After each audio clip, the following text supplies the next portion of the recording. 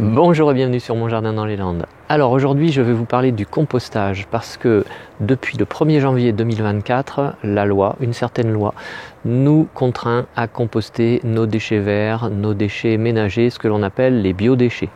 Alors dans un premier temps, c'est pas forcément nous qui sommes contraints, mais plutôt les collectivités locales et territoriales qui doivent nous proposer des solutions de compostage pour nos différents biodéchets. Personnellement, j'ai pas forcément attendu cette loi pour faire quelque chose au niveau du compostage. Je vous en ai déjà parlé dans mes différentes vidéos. Vous pouvez voir par exemple ici, je vous en propose une. Et donc, je vais vous montrer dans cette vidéo les 4 méthodes que j'utilise pour gérer le compostage de mes biodéchets. Mais avant ça, je voulais vous parler de ce petit livre là, ce guide Terre vivante du jardin forêt. Alors il est paru en 2023, mais c'est un guide très complet de Rémi Kulik, son auteur, et c'est aux éditions Terre vivante. Il aborde d'ailleurs notamment dans son livre le sujet du compostage. Voilà, je vous en parle plus en détail demain lundi sur Boujardinsta, n'hésitez pas à aller voir ça. Et maintenant je vous montre mes 4 solutions pour composter ou pour vous débarrasser des biodéchets. Alors bien sûr la première solution que j'utilise c'est ce fameux lombricomposteur. Et puis je vais vous montrer donc d'autres solutions pour pouvoir composter les biodéchets. Alors une deuxième solution, eh bien, c'est tout simplement le composteur en bois. Alors celui-ci il doit avoir une douzaine ou une quinzaine d'années.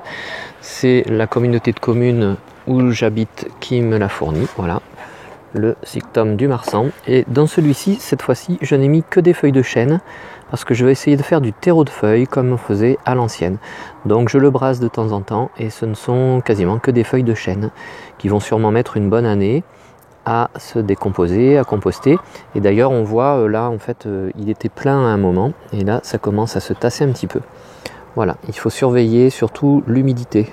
Troisième solution, eh bien c'est la solution au fond du jardin. Voilà, alors moi j'ai un jardin qui est profond, qui est grand, ça gêne personne a priori. Peut-être que moi, et voilà où je mets mes biodéchets, ceux que je ne mets pas à composter ailleurs. Voilà, j'y mets aussi alors les pelures d'agrumes, les choses comme ça va composter là tranquillement.